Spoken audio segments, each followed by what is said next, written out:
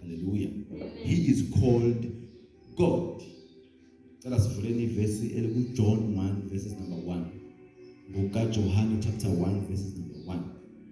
Hallelujah. Sithi noma simqondo ukuthi umuntu kodwa singapheleli ekuthenini umuntu ngoba phela kahle kahle lwesimkhonzayo nini khona bazalwane lwesimkhonzayo asimkhonzi ngeiside lakhe lobuntu lela yabe ukuthi sazi ukuthi wafana nathi ulizwi waba inyama wakha phakathi kwethu kodwa uma simkhonza enkulunkuluwini bakhe.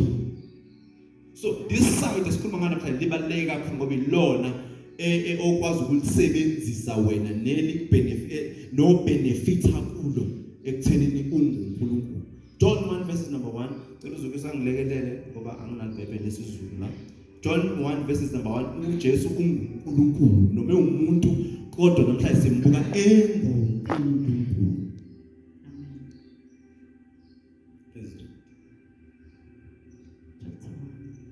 Ekuqaleni wayekhona ulizwi wayenguNkulunkulu, ulizwi wayenguNkulunkulu.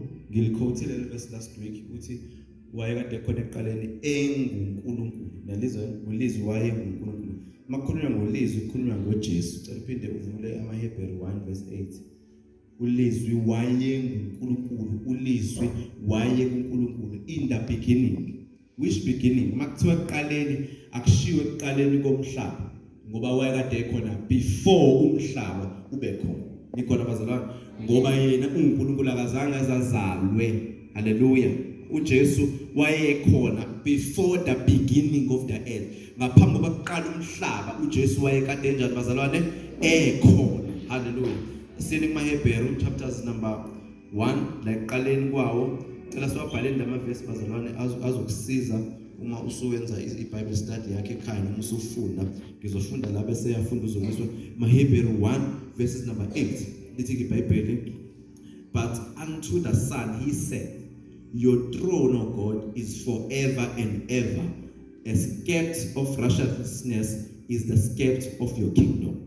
Cela ungifundele kepha ngendodana uthi isihlalo sakho sobukhosi uNkulunkulu singesaphakade naphakade intonga yobuqotho intonga yombuso wakho. Isihlalo sakho uNkulunkulu yabona la gama la sesinithi oh God.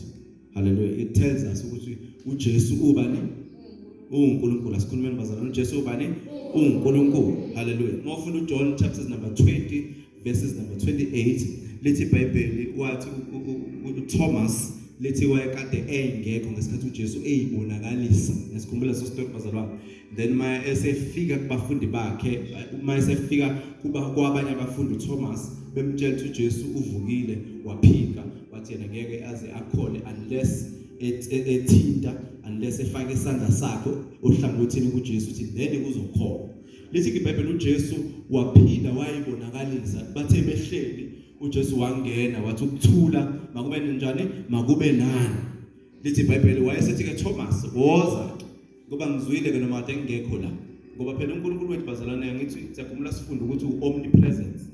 Wayekade engekho uJesu cela ngibheke bazalwane wayengekho uJesu ngesikhathi uThomas ephika kodwa mayesefika uJesu usethi Thomas zana kimi woze ke ufake isandla la ohlangothini uthinta amanxeba bese ubone ukholwe ukuthi yimi bese ubusisiwe okholwa engabonanga.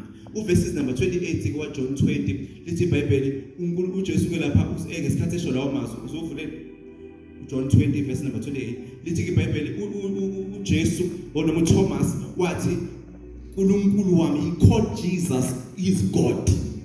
Hallelujah. That is a proof, that is another proof ukuthi uJesu akasiye nje umuntu kodwa unguNkulunkulu. Uma im-address akusam-address njenganomuntu, akam-address njenganomsindisi but umbiza ngoNkulunkulu. Awungikhona kade bazalwane. Hallelujah. John chapter number 20 verses number 28. Hallelujah. Mase sitholile sithi amen bazalwane nababhalayo cela balibhalele ivesi lingasekugcineni. John chapter number 20 verses number 28. And Thomas answered and said unto him, my Lord and my God. Jesus. Cela ulifunde ngesizulu. 28. uThomas waphendula wathi kuye, Nkosi yami, Nkulunkulu wami. Ilamagama, my Lord, my God. So this is the proof, one of the proofs ukuthi uJesu is not just a man, but he is God. Number 2, he is called the Son of God. He is called the Son of God. Lawa bazalwana amagama uNkulunkulu anikezwe yena. Amagama uNkulunkulu anikezwe yena. Ngaphezulu kokuba eyindodana yomuntu, uyindodana kaNkulunkulu. Matthew chapter number 16 verse 16 lithi iBhayibheli lapho ngesikhathi uJesu ethi abantu bathi ngingubani. Abantu bathi indodana yomuntu. Cela sinake lento. Kulesa statement ngesikhathi uJesu ebabuza ukuthi abantu bathi ngingubani. Lesingesithi abantu bathi indodana yomuntu ingubani. You must take note ekuthenini ngesikhathi ebabuza kungazathi kunempendulo ekubuzeni kwabo ukuthi bathi indodana yomuntu. AwuJesu indodana yomuntu nje usushilo. But uJesu ufuna ukuveza ukuthi akusinto abeyiphakamisa ngayo ukuba indodana kaNkulunkulu. Noma ebuza abafundi ukuthi abantu bathi ubani, akasho ukuthi abantu bathi indodana kaNkulunkulu ingubani. Uyazehlisa ukuthi abantu bathi indodana yomuntu ingubani. Kuze kube uPeter othi no wena awusi indodana yomuntu kodwa uyiKristu bese sithi indodana kaNkulunkulu.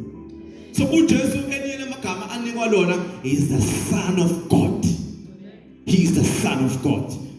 Uzokuthola futhi lokho kuMark chapters number 1 verse 1 singawavuli lawe ngiwashoyo siwabhale neMark chapter 1 verses number 1 noLuka 1 verses number 35 uJesu ebizwa ukuthi uyindodana kaNkulunkulu. uJesu elinye igama anikwa lona he is called the Lord.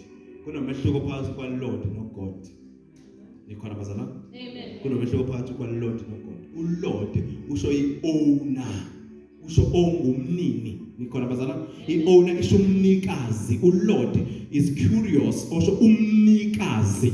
Ingakho sinento ekuthiwa ilandlord. Uma sitenda ngesithiwa it's a landlord. Yabo? uNkulunkulu wendawo, it's a landlord. So umnikazi waleyo title, umnikazi wendawo. So uJesu belina amagama anikelwa ukuthi he is Lord. Ngama amagama once wathi umntwana kaNkulunkulu usuke usumemezele ukuthi awuseyena owakho, usungoka Lord. Ngama amagama usuowner uJesu. uJesu becomes your owner. Awuseyena owakho. Awusacabangeli wena kuphela, awusahambi ngokuthanda kwakho ngoba usuya ownwa. Uma uthi uJesu he is Lord, usho ukuthi landlord noma umbusi, owner yami. Hallelujah. Amen. Praise God. Hallelujah. So uJesu elila magama is called the Lord. Izenzo chapter 4 verses number 33. Zothola lengishoyo ukuthi uJesu he is Lord. Izenzo chapter 4 verses number 33. Elinye leKuluka chapter 2 verses number 11. Luka chapter 2 verses number 11. And then elinye lamagama lesine anikwa lona uJesu ukuthi ungowokuqala nowokugcina. Nizwile bazalwane? Sikhuluma ngoJesu uNkulunkulu unikezwe igama lokuthi ungowokuqala nokunjani? Nowokugcina. Shothi izinto ziqala kuye ziphinde ziphethe kuye. Impilo ayikho ngale kwakhe ngoba impilo iqale kuyena iphinde igcine kuye. Cela sifunde incwadi yeSamulo chapters number 1 verses number 17. Lecela sifunde Samulo 1 verses number 17. uJesu igama lakhe lethi ungowokuqala nowokugcina. Ngamanye amagama noma kuthiwa yini oyenzayo iqalise kuye, noma kuthiwa yini oyenzayo akabe ingxenye yayo, because he is the first and the last. Incwadi yokugcina ngci eBhayibhelini, incwadi Samuel chapters number 1 sifunda verse 17. Then I'll move on to the next point ngenxa yesikhathi. Ngifundele verse 17. Samuel 1:17. Ngathi ukumbona ngawa ngasezinyaweni zakhe njengofileyo wasebeka isandla sakhe sokunene phezu kwami ethi ungesabi mina ngingokuqala nokugcina. Amen. So do not be afraid. Ungasabi ngoba usuhlangane nokuqala nokugcina. So asinasi isizathu sokusaba ngoba lo esihamba naye, he is the alpha and he is the omega. He is the first and he is the last. Angeke asashiye, ngeke asasilahle, ushilo lezulu lakhe. So it's one of his name ukuthi abe uqala nokugcina. So mawuthandaza umbize nangawo lamagama abizwe ngawo obuNkulunkulu. Ukuthi wena you are the alpha, you are the omega. Wena ngowokuqala nokugcina. Ngeke uze kugcine lesi simo kugcine wena. Khuluma ngawo uthandaza. Hallelujah. Now I want us to go to number 2 bazalwane besibuka amagama anikezwe yena obuNkulunkulu. Okwesibili uJesu unikiwe ukukhonzwa noma ufanele ukukhonzwa as God. Umuntu uvumeleke ukukhonza uNkulunkulu kuphela. It's only that God that is allowed ukuthi akhonzwe. Amen. Hallelujah. So ukukhonzwa kunikwe futhi kufanele uJesu.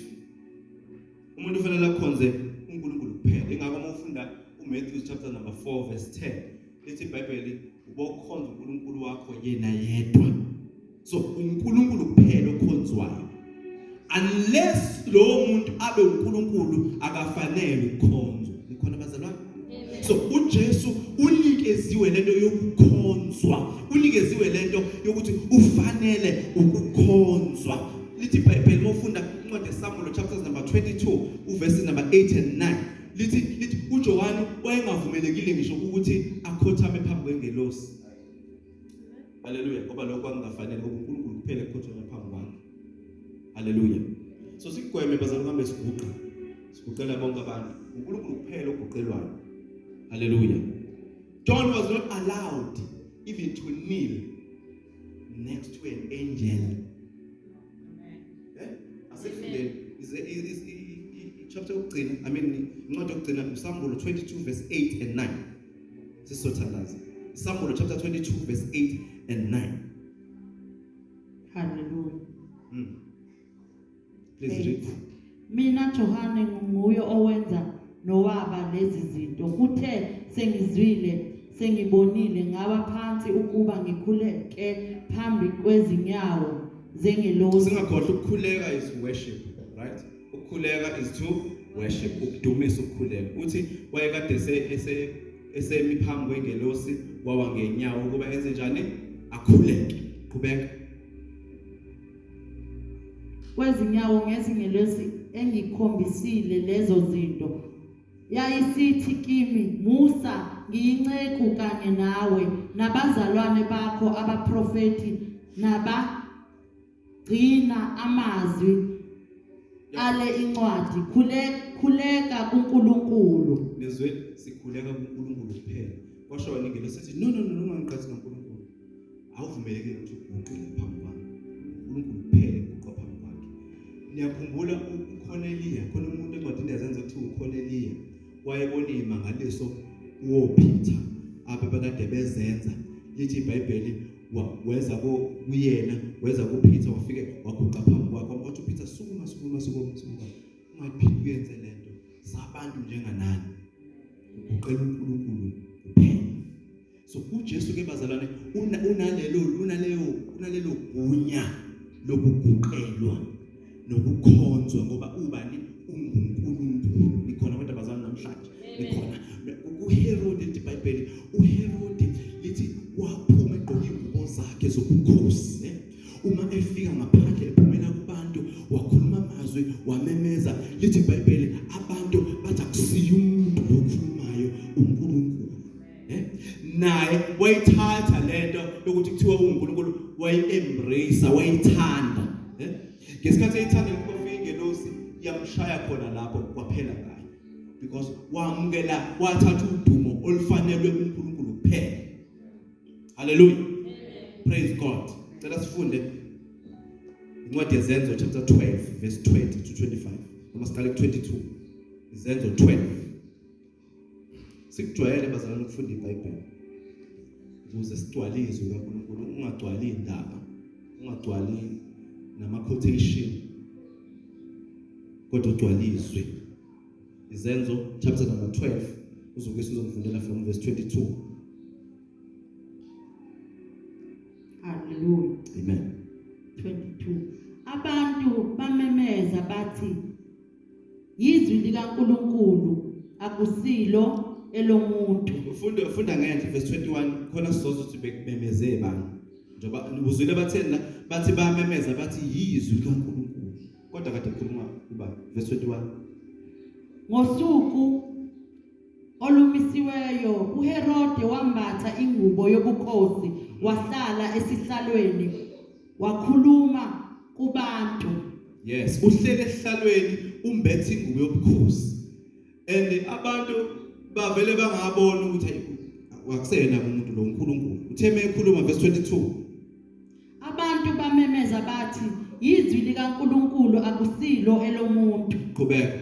Kepha ingelosi yenkosi yamshaya khona lapho ngokuba enganankinga enganikanga uNkulunkulu dumo.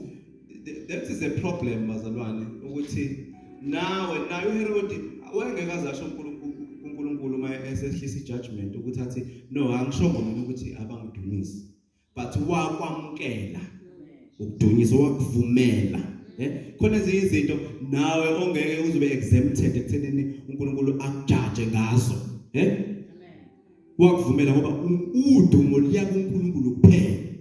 Ngithe uJesu uNkulunkulu so unikiwe into yokukhonzwa.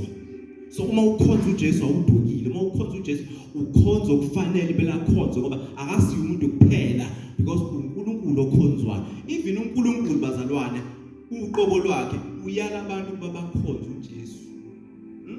uNkulunkulu uNkulunkulu ezulwini uyale abantu to worship Jesus. Uthi mawufunda incwadi kaJohn chapter number 5 sisabe saya lapho John 5 verse 23 no 24 uthi as they do to him kusho uNkulunkulu uthi njengoba bemdumisa uNkulunkulu abakwenze nakuyo indodana. Even ingelosi God has commanded ingelosi ukuba zimdumise because uNkulunkulu.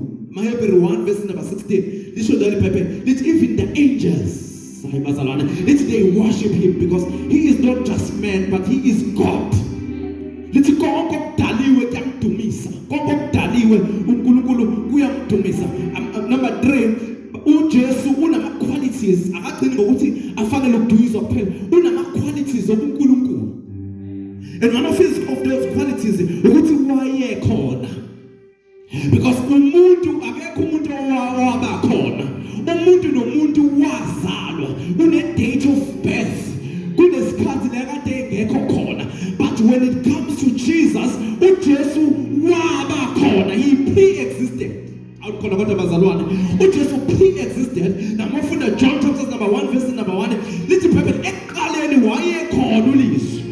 So enye izinto emenza ukuthi abe uNkulunkulu ingoba unama qualities obuNkulunkulu. It's only God that existed before anything. It's only God that was not created. uNkulunkulu kuphela ongadalwanga. So uJesu he pre-existed. He had the glory before the world began. Can you find John chapter number 17 verses number 5. uJesu wayenenkazimulo before abekho. So wayekade ekhona kuphi? Wayekade ekhona kuBaba. John 17 verses number 5. Wayekade ekhona kuBaba.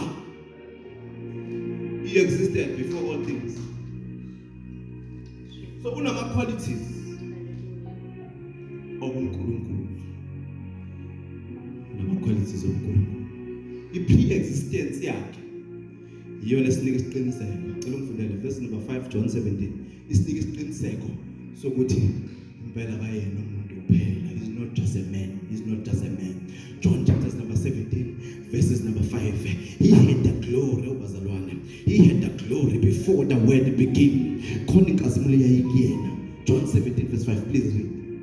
Manje ke This is a prayer. Uyathandaza.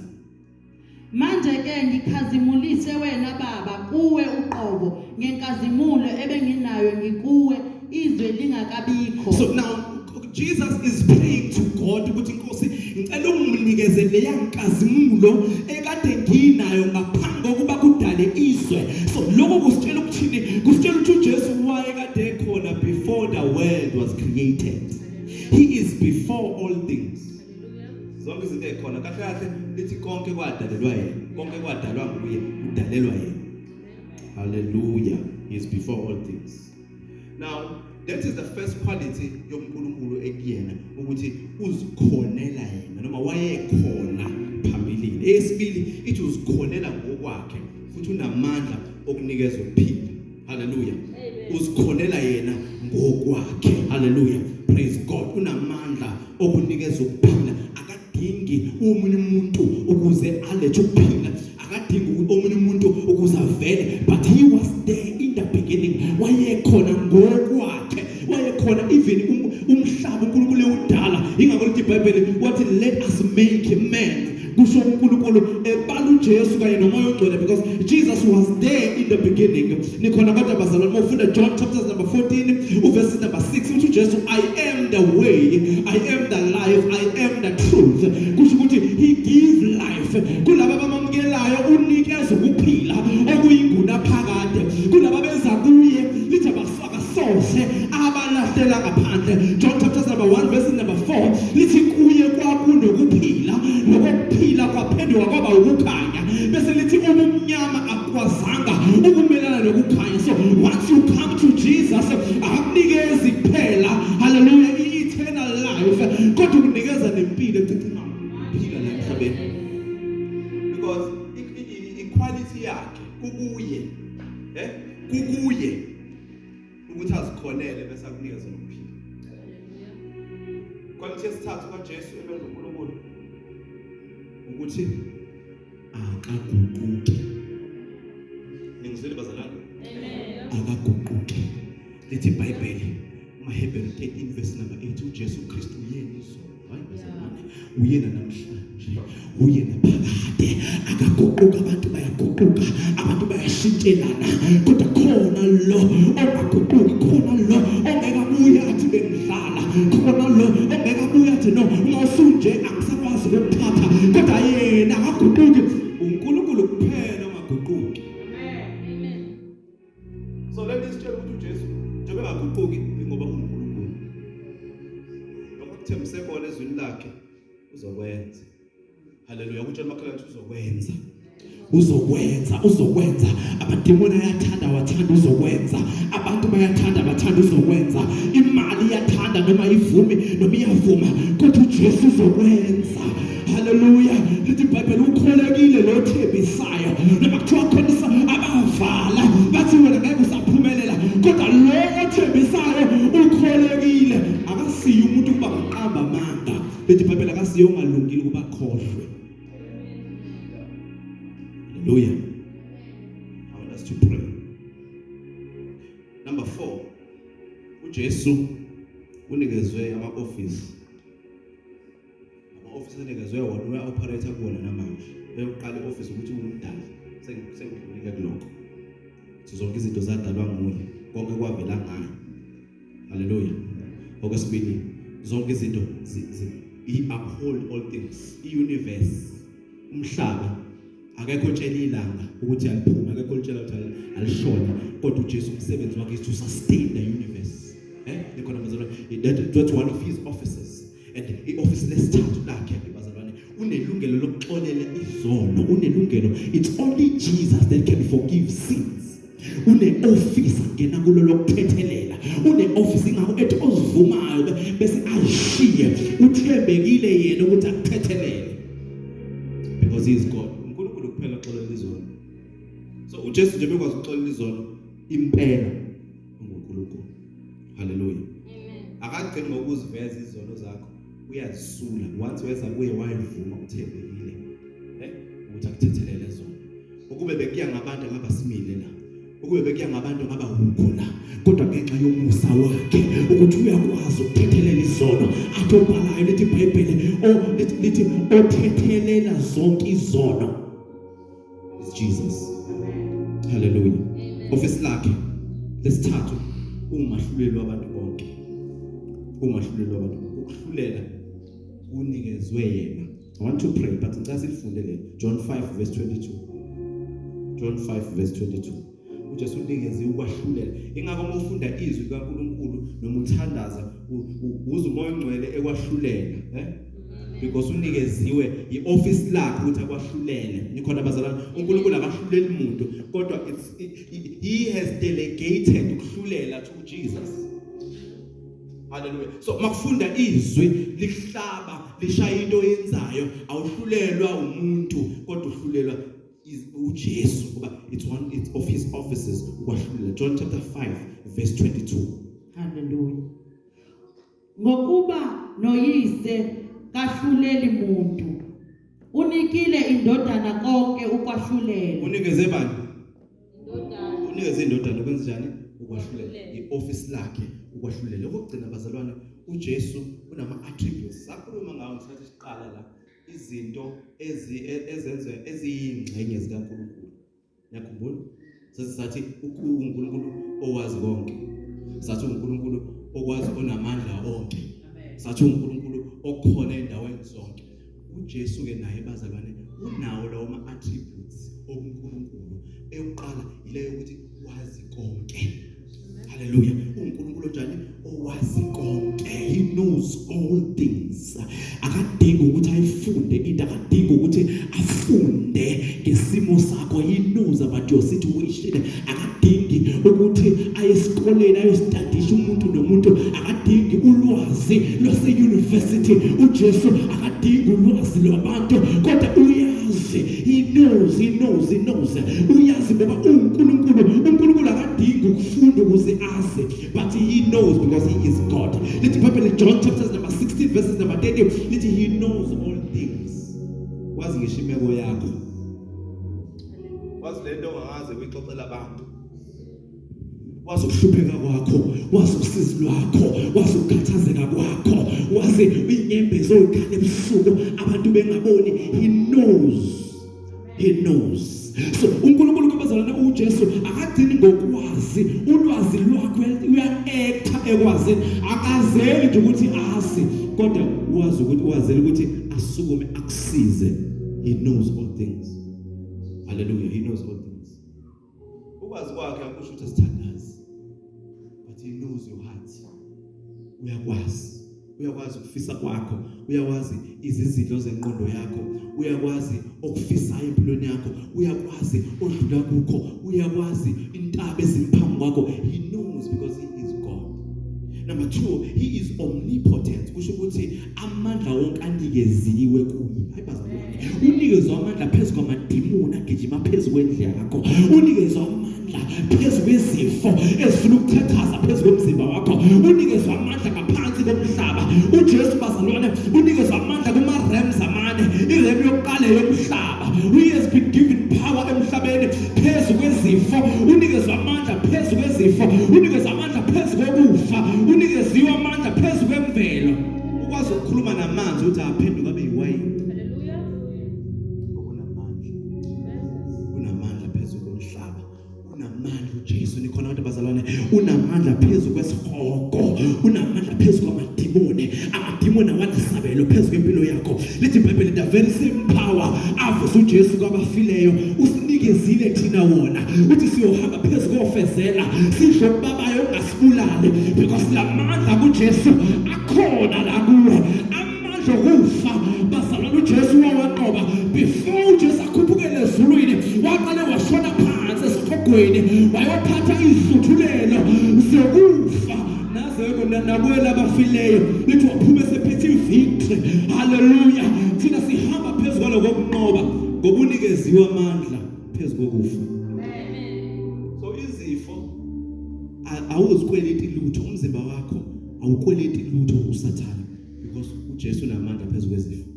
Nikhona kodwa bazalwane, uJesu unamandla phezu kweengelosi. He has been given all power over angels. Unamandla ezulwini.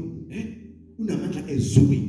So thina masithandaza kuphi? Ezulwini. Kubaba wethu okuphi? Osezulwini. Hallelujah. So unawo namandla nasezulwini. Amandla wakho awapheleli kulezi zinto oyibona. Mawuthandaza unamandla okuthatha umthandazo wakho awulalela use kubaba. Awukhona abantu abazalwane. Ingakho ongathandazi kubaba ongathandazi kuJesu ethandaza direct kubaba. iBhayibheli lithi lo umthandazo awuzwakali kubaba ngoba onke oza kuNkulunkulu uza ngendodana yakhe. Ngoba uNkulunkulu wathathile amandla wawanikeza phezu kwendodana ukuze bonke shabathandazayo bathandaze egameni lakhe. So imthandazo yakho uyigade before uqeda ukuthandaza limention igama lika Jesu ngoba awuthandazi kubaba direct, uthandaza kubaba through uJesu. Akekho oza kubaba ngaphandle kwakho. So awukwazi ukukhipha indodana ngothandaza. Ngolanda bazalwa, cela sifunde base-Efesu. Ngiyavala kwangempela manje bazalwa, base-Efesu 1 verse 20 to 22. Thank you Jesus. Unikeza amandla ezulwini. Umthandazo yakho ukuze izwakale uNkulunkulu kumele uyithandaze uJesu. Ukhona umuntu bezalwa. Ngoba unikeziwe amandla omnini amandla wonke. He is omnipotent God. Abase-Efesu chapter number 1 verse 22 verse 20 to 22. Masifunde masithola imfundo khona sizovala bazalwa. Amen. Verse 20. Asebenze ngawo kuKristu emvusa kwabafileyo wamhlalisa ngakwesokunene sakhe ezulwini. Ngesikhathi emvusa uNkulunkulu wamthatha uJesu wamhlalisa ngakwesokunene sakhe. So uma uthandaza wena uJesu is sitting or is seated esihlalweni esikaNkulunkulu, right bazalwane? So when you pray to Jesus. uJesu bese imthandazo yakho ayisikele ayise kubaba. Qhubeka.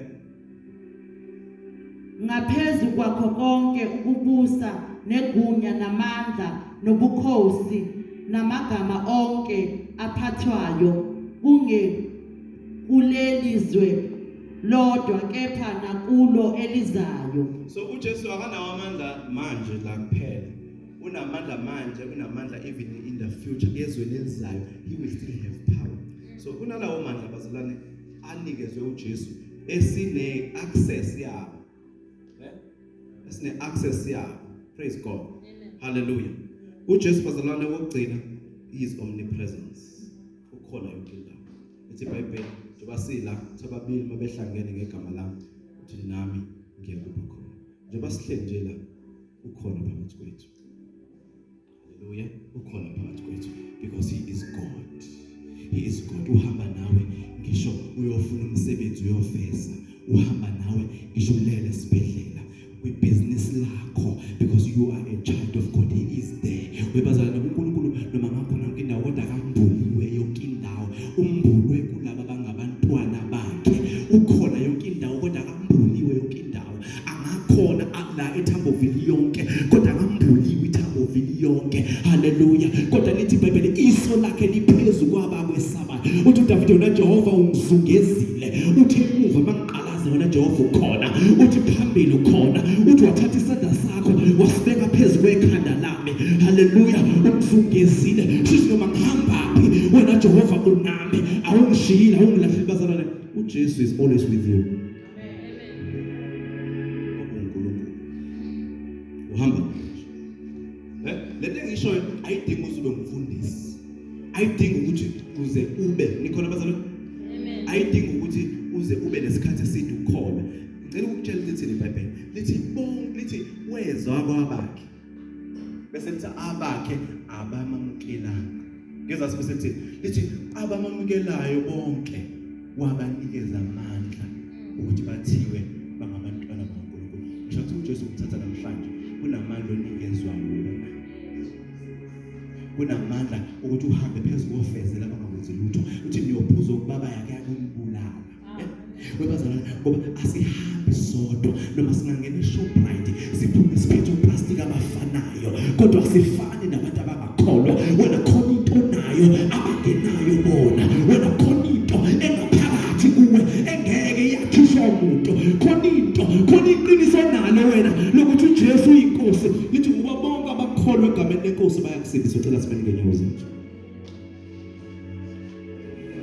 His name is Jesus. His name is Jesus. He's here. Ukhona namhlanje uzosiza impilo yakho. Ukhona namhlanje uzokulwela izimpi. Ukhona namhlanje ukuzoxazulula inkinga zakho. Whatever ufike nayo kule ndawo ukhona uJesu namhlanje. Ivesi selifundile kade sithandaza lithi asizile entabeni ephathekayo kodwa sizile kuJesu. He is here. He is here. uthi wena nonke nikhatheleyo nenisindwayo wozani kimi ngizakwemphumuza. Sivala amehlo ethu thina sonke. Sivala amehlo ethu. Thank you Lord Jesus. Mukhona namhlanje mfundisi before uthandaza ngiyamdinga uJesu angikaze ngimamukele njengenkosi nomsindisi ngiyacela uvele uze ngaphambili.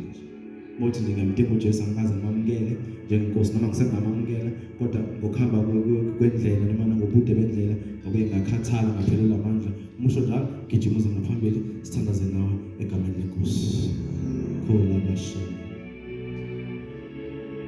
Ngena nathi. Cela ubheke ngapha.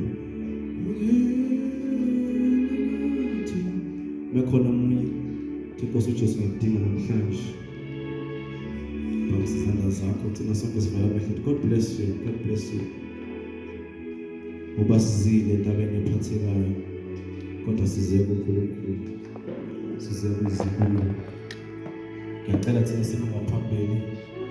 Siphambisizane lezi sivala amehlo. Ibandla lule lizandla phezulu kwalo. Sisho namazi inkosi uJesu. Sibalekele bazalwane inkosi uJesu. Namhlanje kuseni ngiyazinikela kuwe. Thatha ukuphila kwami. Ngixolele zonke izono zami engizaziyo nengingazazi. Ngiyavuma namhlanje ukuthi uyinkosi. Okwakudala kudlulile. Bheka sekuvele okusha. Cela ukuthandazela. Father, I pray egameni likaJesu abantwana bakho uNkulunkulu